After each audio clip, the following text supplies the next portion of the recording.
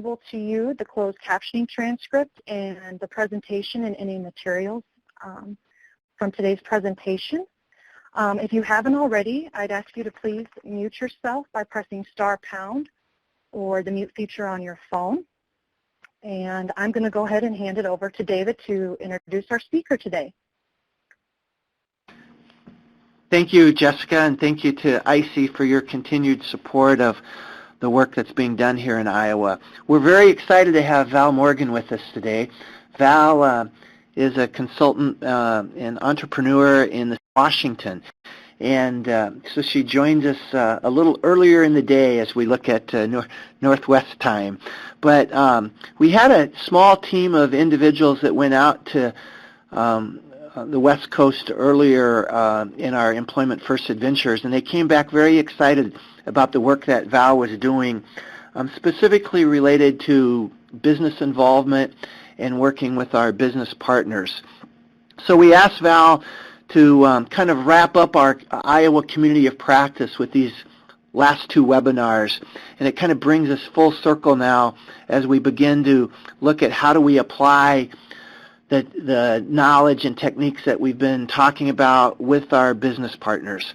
So Val will share some information and background on sales fundamentals and how we can use that to be more effective as we work with our employment consultants in our local communities. Our last webinar is scheduled on October 28th, so we have a chance to bring Val back at the end of October. So as you listen today, if you have some questions or other ideas that get generated, make sure you share that feedback with us with the survey information, and we'll be able to address some topics that we can try to incorporate back into our closing webinar. So with that said, we're really happy that Val was willing to partake in this new training adventure as we do this over the webinar and phone. So Val, welcome to Iowa. Hello, Iowa, and I am calling from Bellingham, Washington, up here in the Pacific Northwest. I'm about, I would say, 10 miles from the Canadian border, so I'm pretty far up north. First of all, I just wanted to thank everybody that's joining in this webinar today. I really appreciate your time and effort to come and listen and learn about some things that we are doing in the state of Washington. My background is actually in corporate America, go figure. And I have about 20 years experience in corporate America.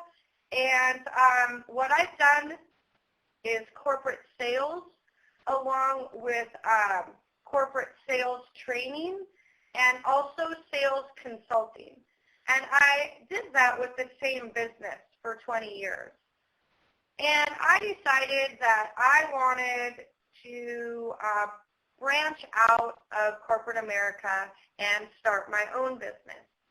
And so in the last 7 years, what I've done is I've launched 3 of my own businesses, and one of them is Conscious Move, the business that consults with employment agencies in the state of Washington, Oregon, and now Iowa.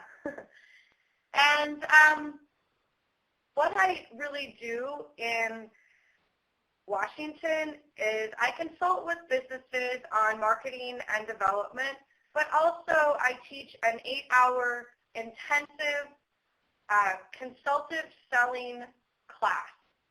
And so what I was asked to do was basically try to condense that class into some of the key points that I think would be really beneficial for you guys to know about. And I'm really loving what I do. I've really found a passion in this, and I love to get, I hope you can hear this in my voice because you can't see me, but I really love to get the employment consultants excited and to give them confidence to approach employers and get folks jobs. So I'm really super excited about being here today. So thanks so much for having me. So we'll just get right down to it. I basically designed this consultative selling webinar to assist employment consultants as well as managers and job coaches or anybody else that wants to be in this field to improve their job development skills. And I personally, because, David had said that, entrepreneur, I love that spirit. I love the entrepreneurial spirit. And I look at job development basically like you're running your own little business. And that's how I teach it. Each employment consultant is running their own little bank of businesses. Businesses have a mission. You have a clear goal. You have tools to meet the goals. Businesses have clients. They have customers. They have employees. And, that's where you guys come in. And I feel like success in your own little bank of business means differentiating yourself in the marketplace. As an entrepreneur, one of the things that, I know is that now that I did sales, and now I taught sales, and now I own my own business, so now I get folks who are trying to sell me a product or a service. So I kind of have it from all angles, and so that's how I've developed this. And it's just important for you guys to understand that you need to position yourself as someone who genuinely cares about business needs and about businesses. People want to do business with other folks that care about what they're doing.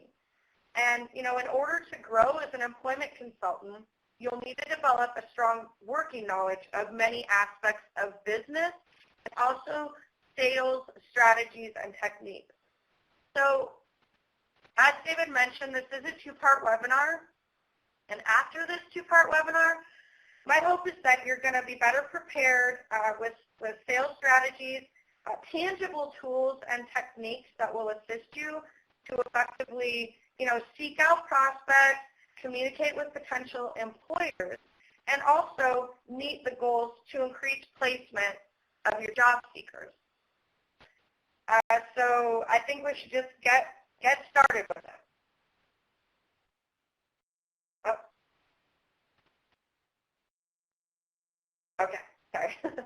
Okay, so today the purpose really is about talking a little bit about sales, about business, about the way people buy and their perception of it, and then also to talk about the business needs. Needs is going to be a real key factor in it. Not only needs, but unmet needs as well.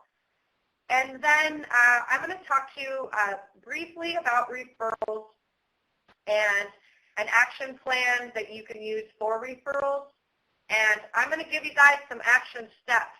I'm a real big fan of actually outcomes of these sorts of webinars, and I'm going to give you some homework assignments, so hopefully you'll go out and try these tools and techniques. Because one of the biggest things that I get feedback from these is, thanks, Val, I have tangible things that tomorrow I can go out and I can do. And so that's what my hope is for that, for the action plan. As well as the 9 consultative steps for job development.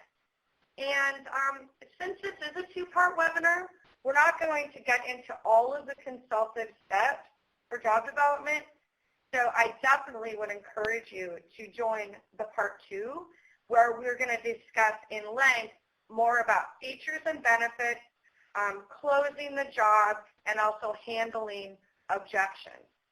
And the way that this is structured, it's developed so that everything that you learned prior to handling objections, which I know that's the biggest hot button for a lot of people, you have to learn the other stuff, because in order to handle objections, you have to know what features and benefits are. You have to know how to gather information about a business. So we're going to start with this, and then hopefully you'll come back on the two-part webinar. In order for you to be effective in your position, it's important for you guys to understand the 4 key job responsibilities of employment consultant. And up here on the screen is where they are. The number one thing is that you need to locate and sell employers. So beating the pavement, I like to say, knocking on doors, getting information, networking, phone calls, emails, all different ways that you can locate and get a potential employer to hire one of your job seekers. Okay? That's the main thing. They say keep the main thing, get folks jobs. The next thing is service and upsell existing employers. So even if you've begun with current employers as part of your assigned clients, a lot of folks maybe are job coaches and employment consultants, but maybe they just started out as a job coach and they already have a current employer that they're working with, but maybe they haven't gone out and got any new employers. You have a responsibility there, and it's upselling the existing employers. And what I mean by that is two different things. Career advancement, which is, you know, maybe your person starts out as just 3 or 4 hours. And so it's a responsibility to continue to increase their hours, to increase their pay, and then also increase their duties. And I always think that that kind of rolls in together, because I think if you increase your duties, you probably get more hours, which is going to mean you're going to make more money, right? So, but that's another training. Also, develop advocates. So these are folks who love what your agency does, they love what you do, you give great customer service, and they're willing to tell everybody else about that. Okay? And then the last one is managing your time and territory, which I'm sure for most of you is one of the biggest challenges. So when you're job developing, every activity you do should be geared to helping you accomplish one of these 4 tasks. And the most important activity is, like I said, to locate employers and develop jobs, because that's really the key to increasing your organizational goals. And so keep the main thing the main thing.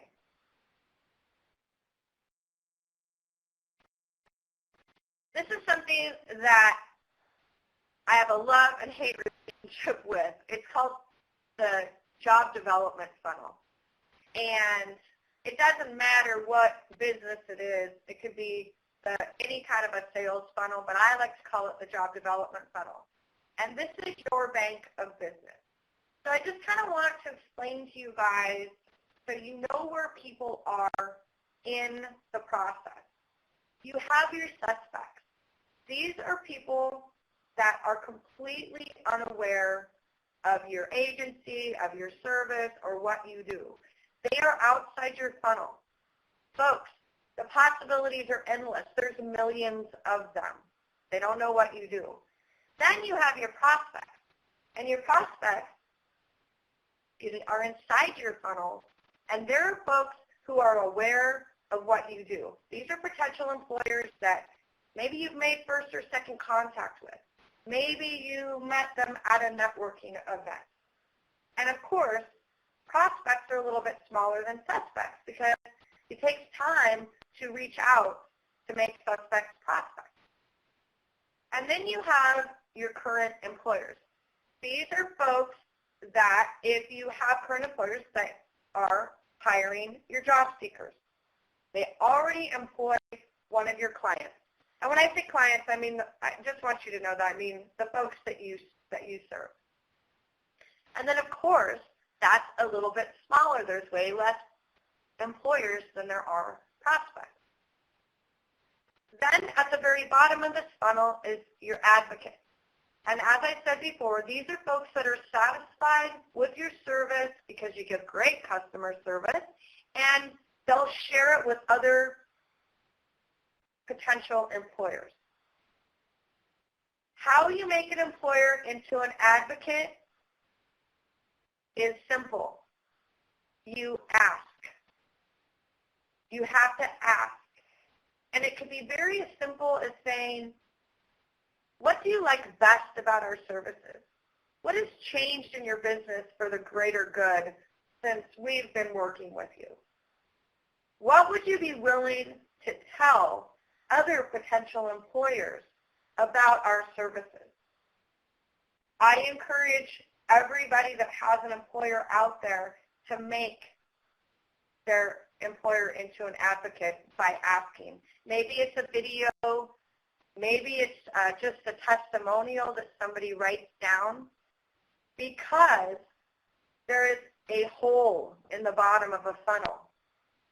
And that's the part I don't like about it. What happens is folks drop out, employers drop out. I mean, businesses close down, management changes. It was a bad job match. There was a bad experience. And the more you can make a current employer into an advocate, when those things happen, the less likely they will drop out.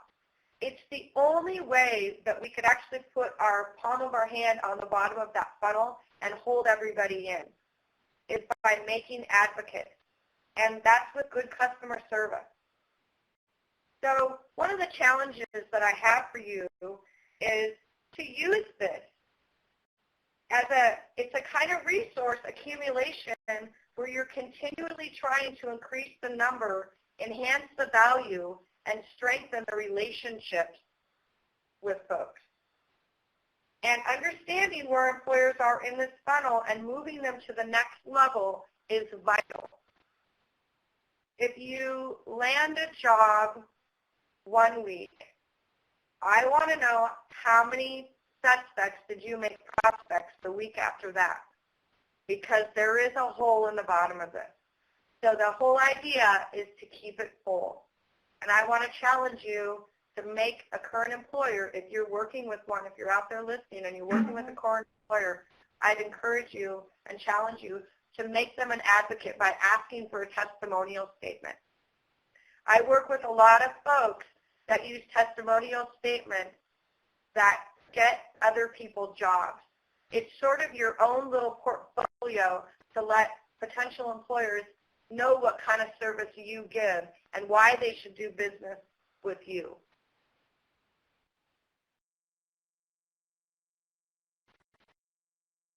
Okay. This is, I feel like that so many employment consultants try to close the deal too soon. When I started developing this curriculum, I was going out with employment consultants for about 6 months and just watching and seeing what's going on and what's working, what wasn't, and getting together with a team of folks to, you know, take a sales approach to it and put, you know, the jargon of what you guys do into a sales type of atmosphere. And when I mean jargon, I don't mean like your acronyms. I mean like, you know, actually potential employers, etc. They're trying to close the deal too soon. It's all about relationship building, and, you know, it takes time to develop a job. It takes weeks, months, sometimes years to develop a job. And as an employment consultant, it's really your responsibility to help the prospect move through each stage of this buying process, from the awareness of what their needs are in their business to commitment of using your agency, and then ultimately to advocacy. Accomplishing these tasks require multiple calls to the same prospect. I always challenge my employment consultants with this. I say, if you're going to connect with a business 3 times and make sure that you would never get an objection or you would never get a no, how would you do it differently? And what they always say is they go, well, I wouldn't ask for the job.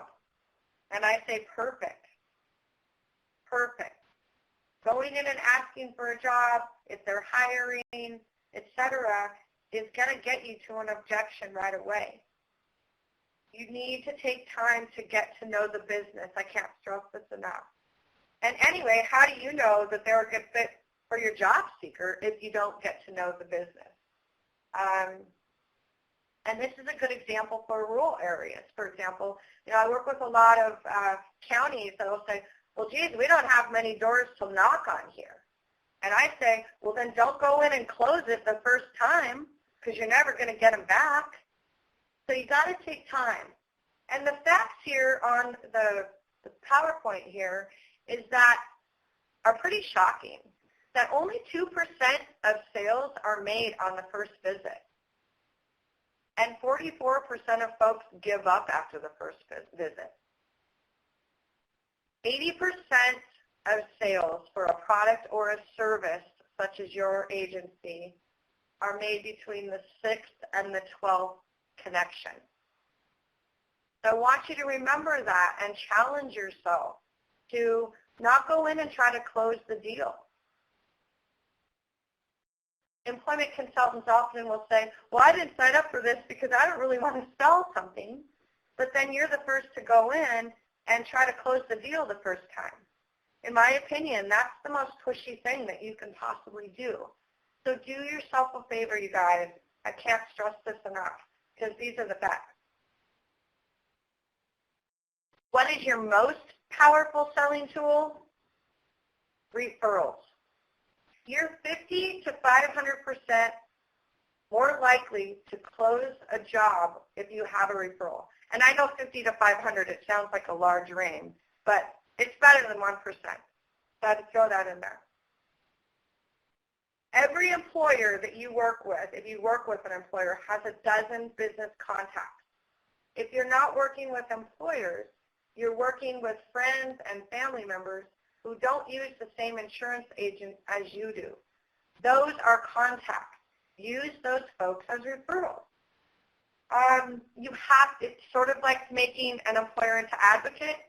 If you don't pursue them, you're going to lose 100% of the referrals that you don't pursue. You have to ask. And also, you know what? You're not going to get a referral unless you deserve it. Nobody asks anybody, where you got your haircut if it was a bad haircut. Trust me. So, good customer service, showing up on time to your appointment or your job coaching or being available to address concerns are key. So you don't have to feel uncomfortable because if you're doing those things, there's no reason why you shouldn't ask. Here's a little bit tips on how to ask for a referral. So let's say you're working with a potential or with a current employer right now and you're job coaching, and the employer is very complimentary of the work. Here's a tangible thing you can go out and do tomorrow if they're complimentary. So, Mr. Employer, what I see is that you're really satisfied with my service. Do you know anybody else who might benefit from this? If you don't ask, they're never going to tell you.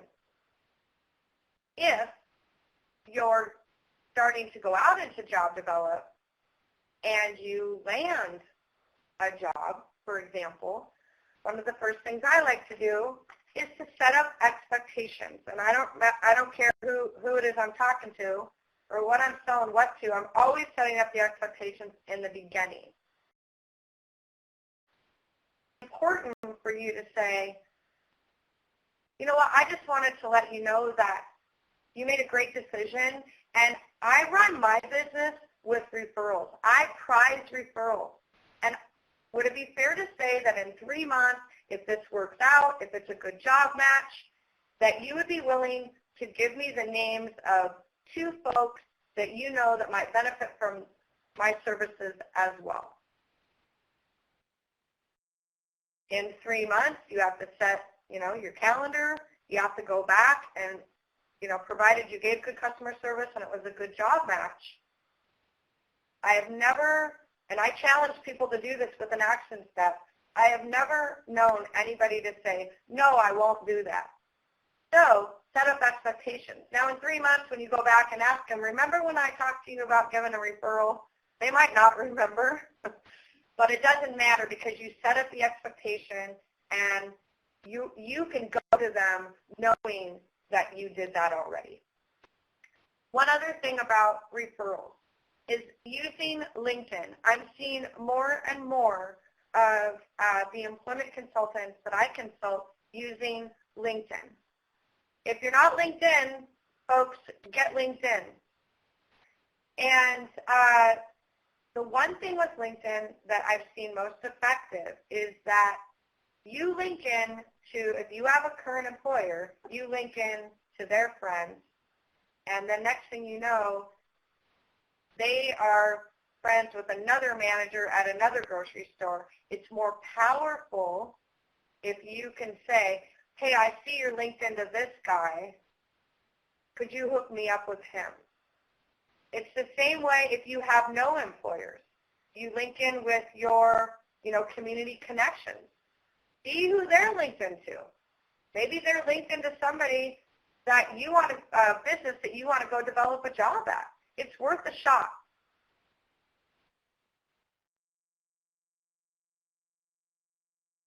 Referral action plan. This is something that I encourage everybody that's here that's going out to start developing jobs to get on here and print this out or make one of your own in a Word document. This is something that all new employment consultants should fill out. It's a really good way to get them brainstorming and thinking about their community connections. And it's also good for seasoned employment consultants. As friends, family members, places they frequent in the community change. And managers can also use this as an accountability tool to keep their staff focused. And so it's basically just, if you look on here, the action referral, I'm going to talk to my hairdresser because it's my cousin, and she's really good friends with the owner of the salon, and the business name is Cuts Plus. Or I'm going to talk with Rick, who is a current employer, and the name is Heath Techna. It's sort of like a hot sheet, and it's like a goal list. I really encourage for you guys to do that. In the 8-hour class I teach, each one of them, the employment consultant picks one business to work with kind of as a simulated process in the class, and no doubt 2 or 3 always get a job off this list. All right, referrals are the best. All right, this is the buying process. In order really to understand potential employers and how to get them to hire somebody, you really need to understand the process that folks go through when they decide to use a service or a product. In fact, everyone goes through this process, whether you're conscious of it or not. And if you understand this process, you're going to be more successful in helping potential employers being aware of what their needs are. So as I talk about this, I want you guys to think about maybe a recent purchase that you made and how you went through this process. Because this is what potential employers are going through when you go to knock on their door, introduce yourself, and represent your agency. First of all, they have to become aware of a particular need. So for example, you needed to get gas in your car. Say that was the need. How did you become aware that you had the particular need? Well, probably because the needle on your gas gauge was getting low. And why did you have an interest in satisfying it? Well, because you didn't want to get stranded and run out of gas. Now you're looking and you pull off at an exit and you have a preference over one service or another, over one gas station or another, and you need to decide, am I going to go to the Shell or am I going to go to the Exxon? So you decide. So it's the same thing as a potential employer would be deciding in terms of what agency they'd like to use. There's several agencies in all types of counties, so it's not like you're the only person on the block. Then a trial use of the service. Maybe in the gas instance, you didn't trial use it. Maybe you always went to the Shell and it was crappy gas, so you went to someplace else. But trial use of your service would be, maybe it was a working interview. Maybe they got to see what your job candidate could do. And then, of course, the commitment to use the service. all right, I'm going to go here because this is the most convenient, or this is the best gas, etc. And then advocacy. So recommending the service or product to other folks. And I can't talk enough about advocacy because it's how you develop more jobs is through advocacy. A prospect will only hire if they have an awareness of a need and an interest in satisfying the need. So if you try to push a job candidate on an employer who isn't aware of what his needs are, rarely will you succeed with a placement. And that's why you need to get to know the business before you ask for the business. The three situations of need are the three that are up here, and the reason for hiring comes down always to one of these.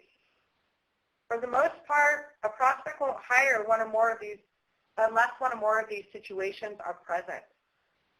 So let's go through them. So and this is what you need when you're going into businesses and you're researching them. You need to be thinking about this because one of these three is going to be the hot button. Dissatisfaction with the current situation. So if a prospect is dissatisfied with their current situation, they're not happy, this is one of the easiest conditions of need to develop a job.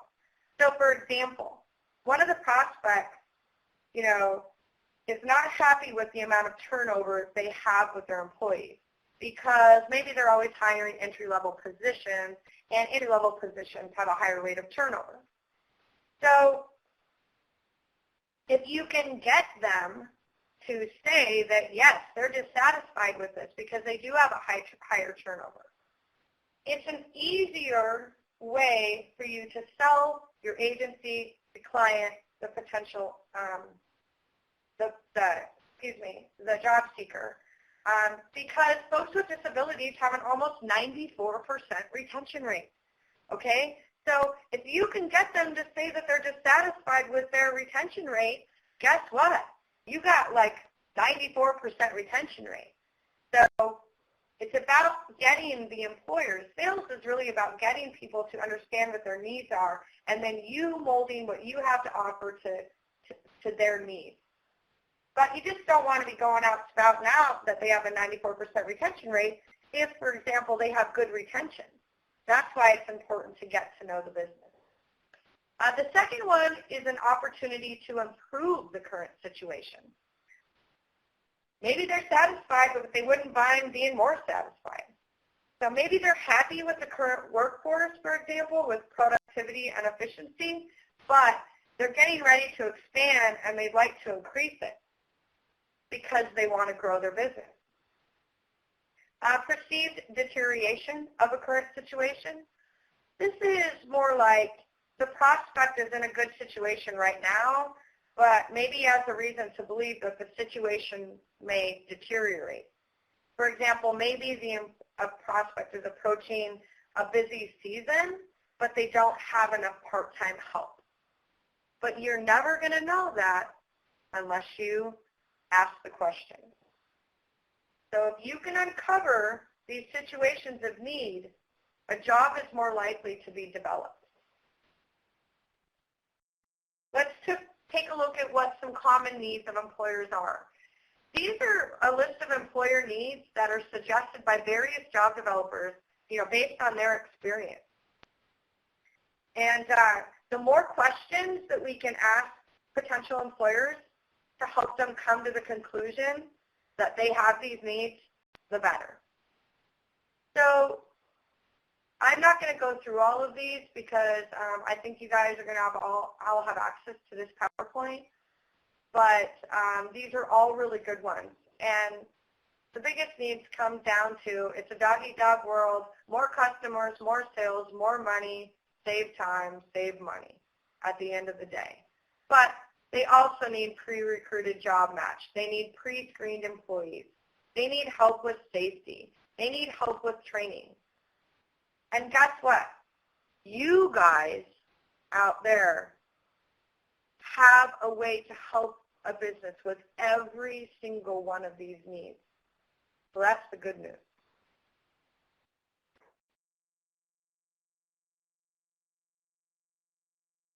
this is really the nuts and the bolts of the training. And we're not going to get time to go through each one of these steps. But the first step is pre-call planning, which we'll get to today, and opening the call, which we'll get to today, and also gathering information. And maybe establish needs and paraphrase. If we don't get to all of those, then what we will do is on the second webinar is go through the features and benefits, trial, close, and handling objections, as I mentioned earlier. Each step provides a foundation for the next step. Some of these steps are simple selling steps, but integrating it into employment for individuals with intellectual disabilities is a different story, and I'm going to go in depth on how to do that. Together, these steps, they form a logical and easy progression, and there's a purpose for each one of these steps, and after you understand each one of these, you're going to need to practice them over and over so you can maximize your chance for success. For literal thinkers out there, please don't hold this process to the order in what you see, because when can an objection come? Well, at any time, right? Not number 8.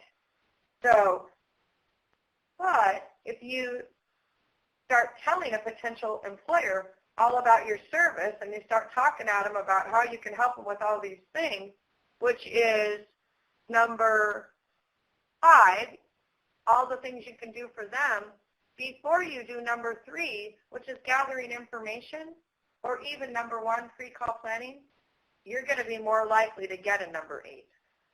So that's why I teach this in the steps. And we're going to go through each one of these.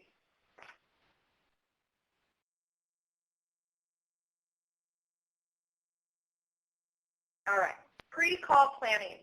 I cannot stress this enough. This is like super important.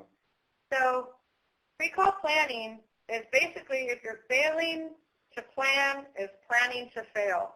It's the old saying, and it doesn't disappoint for sure. The first thing you want to do is identify the suspects. Okay? We already know what those are. Who am I going to call on? Who am I going to make a suspect into a prospect? Who's going to find out about what I do? And then the next thing that you want to do is conduct research and gather information.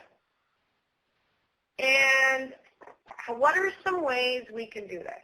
Well, we can research their website. We can go to the location and observe. We can ask the staff questions. We can basic info to build rapport. We can go to Google for business, for community connections. We can look at Facebook, Yelp, Google reviews. And number 1, you can always find out who the decision maker is without having to ask someone. And I think that that's most important, because when you're going into a business, you know, you never get a second chance to make a first impression. And asking somebody who makes the hiring decision, in my opinion, is not always the most effective way to do it, because folks spend thousands of dollars on their website. They put their own pictures up and their bios and how they're connected to the community and what their interests are. Why do they do that? Because they want people to look at it. And so I'm going to give you an example. So I had one of my classes, I say, okay, you know, go out and conduct research and gather information. Find out who the decision maker is. They called me 2 days later after they landed a job and said, Val, thank you so much, because I don't typically do this. And I was going to a doggy daycare, and so I did a lot of pre-call planning. And what I found out is that the guy's picture was on there, and his name was Ed, and, you know, so I saw his face. So when I went into the business, he happened to be outside walking his dog, and I recognized him. And I said, oh, hey, you must be Ed. You're just the person I'm looking for to talk to. It's so much more powerful than saying, do you know here who makes the hiring decisions? It's just a little kind of tidbit right there that you guys can use that sounds so much, and I know right now if I'm describing it might sound a little cheesy, but the truth is try it on somebody. Their eyes light up and they go, oh, really? You saw me? Oh, that's great. They're more likely to open up and be interested into connecting and talking with you, if that makes sense. Reviews. People will always say, well, gosh, I saw in there that they had bad customer service, or their area of waiting area is always dirty, or things are not stocked on the shelves properly. They say, well, Val, do I go in and do I tell them that? I say, no, you don't tell them that. But what you could say is, so I was curious to know is, how do you keep your place of business so organized? How do you organize your business? The second somebody says that and you're sitting in an area where it's not very organized, they're going to say, well, actually, look around. It's not really that organized. There's your in right there, because you have a way to help them be more organized. Knowing ahead of time what you want to accomplish increases the chances that you will accomplish your goal. It's always important to set a primary and secondary objective. You always want to walk away from a call feeling like you accomplished something. Okay? Your primary goal for the call might be something like, maybe you want to tour the facility, or maybe you want to meet with, get a meeting with somebody in the future, or maybe you want to get an interview. I mean, if you're that, set on it, that's a primary goal. The secondary goal is the minimum you want to achieve. I always want you to feel like you accomplished something when you went in there. So, yeah, I'm going to go in and I'm going to try to get an appointment to come back with the manager. But if I don't, what am I going to do? Maybe I'm going to get the data on their staffing, the number of employees or trends or turnover. Maybe I'm just going to observe and do environmental analysis in my head. Or maybe I'm just going to steal a pen. I don't know. But something that you can feel like you walked out of there and that you accomplished. So always do yourself a favor and do this. So I'm going to give you an example here. I hope you can see this slide. And if you can't, I can kind of go through like some things that you can look for in your pre-call planning. You obviously can go in there and observe, but like I said, a lot of folks you can get a lot of information with online. And I always like to say, use this information against them. I'm really kidding, but the truth is that they put a lot of stuff up there that I don't know that they necessarily abide by. So when I pulled up Les Schwab in Iowa, and one of the things, the first thing that I saw in here was I went to their career tab, which is always a good place to go. And I see on here, and you could do this, Les Schwab is definitely a corporate thing, but you could do this with even your local pizza place or dentist office or whatever. And, this says for more than 60 years, Les Schwab has taken pride in performance, providing superior value and building customers. When I see that, the first thing I think of is that one of their needs is that they need to give great customer service, because otherwise they wouldn't be in business for 60 years. So when I'm doing my pre-call planning on a potential employer, I write that down, because that's the question that I'm going to ask them.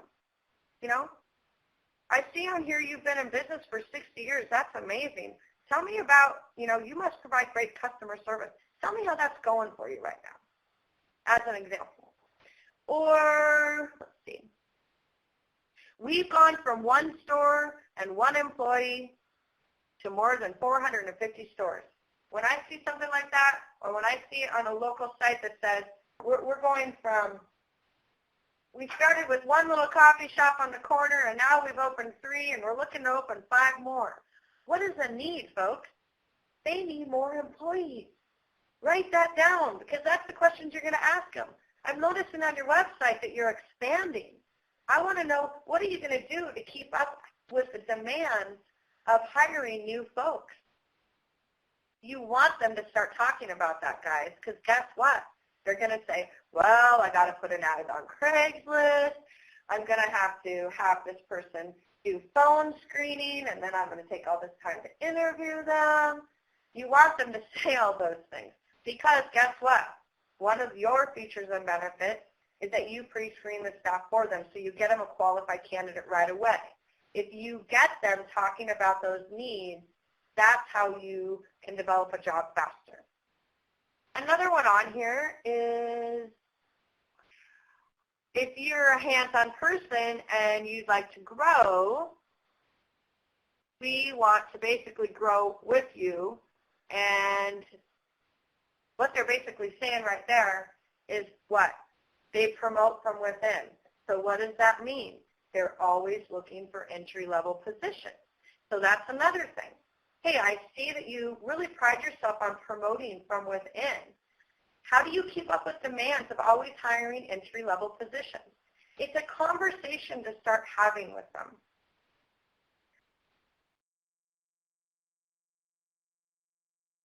Diversity at Les Schwab.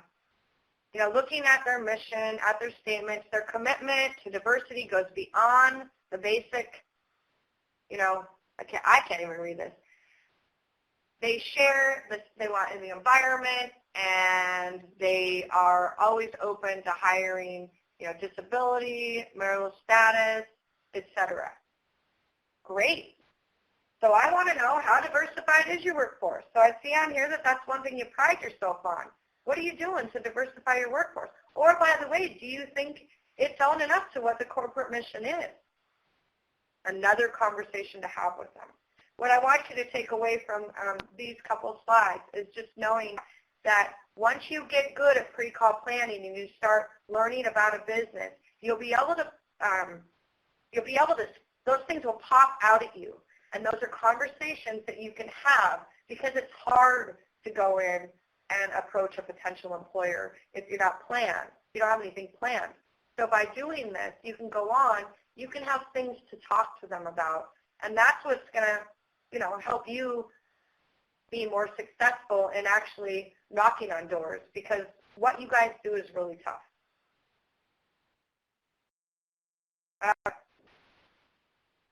So psychological, I can't say this word, sorry. They suggest that a person can subconsciously decide not to use your service within the first 60 seconds that they meet you. So how you open the conversation in a way that is potential, that the potential employer agrees to meet with you, can be extremely difficult, okay? It takes practice. People always say, well, yeah, you got to have an elevator speech. I personally believe that elevator speeches are meant for elevators, like, or if you're at a family function and they say, so what are you doing now? You should be able to say what you do. When you go in to a potential employer, you want to customize your elevator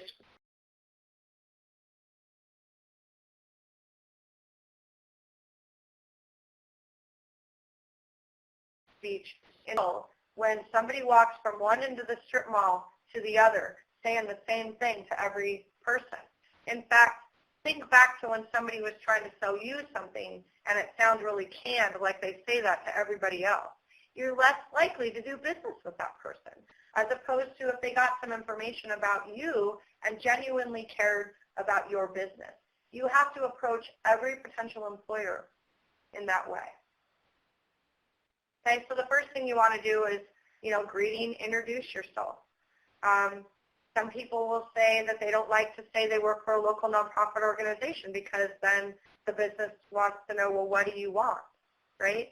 But you can also pre-qualify yourself as well by sending an email up in advance and pre-qualifying yourself so when you come in, if you do say that, it's okay. Everybody does it different. One thing about job development is that everybody has their own style, so you just need to take little snippets of other people's style and incorporate that, or what you're learning today, and incorporate that into what your style is. The next thing you want to do is get attention or build rapport.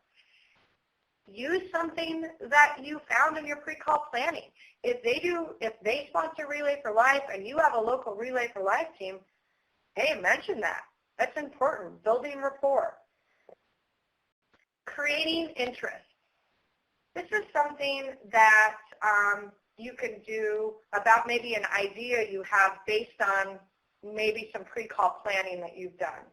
Like, I totally see, I've come in here for 15 years, and I totally see that during, between 11 and 4 o'clock, you are slammed every single day.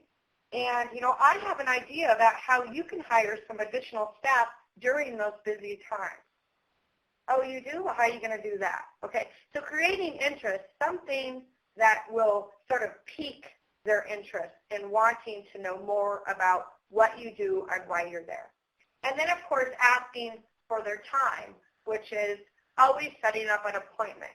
I'm a formal gal when it comes to sales, and I'm always into setting up an appointment because I think if you set up an appointment, you get them out of the hustle and bustle of where they are, and if you can set them in the morning, it's always better because then the weight of the day is not on their shoulders in the afternoon. And also knowing different industries and what times are good. In the car industry, you should never go to a car dealership at the end of the month or the first of the month trying to develop a job, for example. Or you should never probably go to a restaurant during their busiest times, or a technology company, when you know that they just received a big order and they need to get it out right away. Okay, so that's important.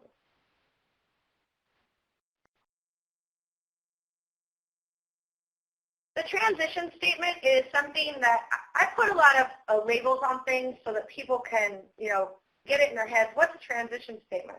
Well, I say you get somebody's time, you come back, and, it's like, what do you say? What do you do? Is it kind of awkward? So I just always say, hey, thanks for taking the time to meet with me. I'm so glad that you could do this. I'd like to ask you some questions. I really want to gain a better understanding of your business to see how we might partner together, and I'd like to take notes if that's okay. I have a lot of employment consultants who love that taking notes because what it does is two things.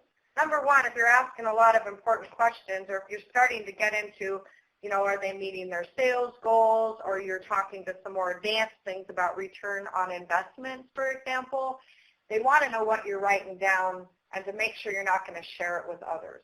So, and I know this from experience, because people want to say, well, what are you writing over there? So I just say, hey, I'm going to take some notes because the next thing it says is what you have to say is so important that I don't want to leave anything out and I want to remember all of it. Okay? So just a technique you could use. And it's a segue into what to expect and what's going to happen next. And then at that point, you're putting yourself in the driver's seat.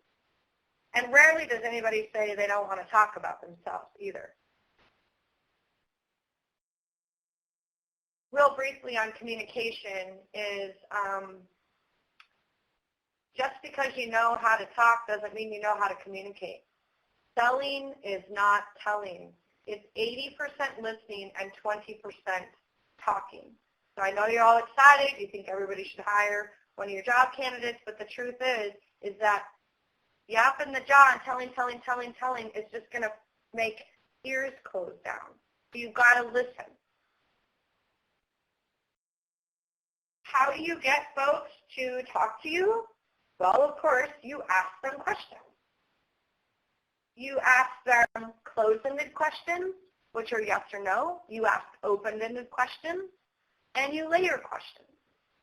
Layering questions is a technique that I like to use because sometimes when you're in with a potential employer, you get nervous, and you're not always listening to what they're saying because you're really nervous about trying to figure out what you're going to say next, right? So I always come prepared with a list of 7 or 8 questions based on my pre-call planning so that I can get some information to start uncovering needs, right? And layering questions is basically challenging yourself to say, I'm going to listen so intently that I'm going to ask another question based on the answer that the other person said. So it's just a tool and technique that you can use. But gathering information through proper questioning will help you uncover and establish needs. You won't uncover a need, though, with every question. But before approaching the prospect, you need to think about the questions that you're going to ask. So it's really important to be prepared.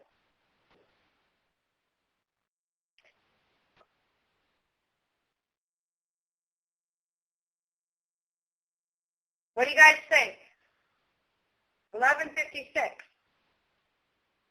Maybe we should resume this.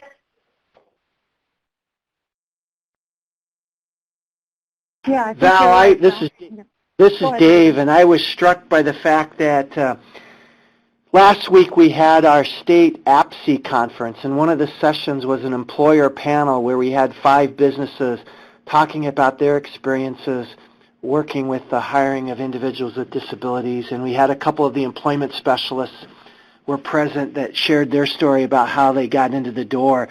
And the stories that they shared used a little different language, but were excellent examples of how you introduced the importance of building a relationship and going back multiple times. It didn't happen the first time.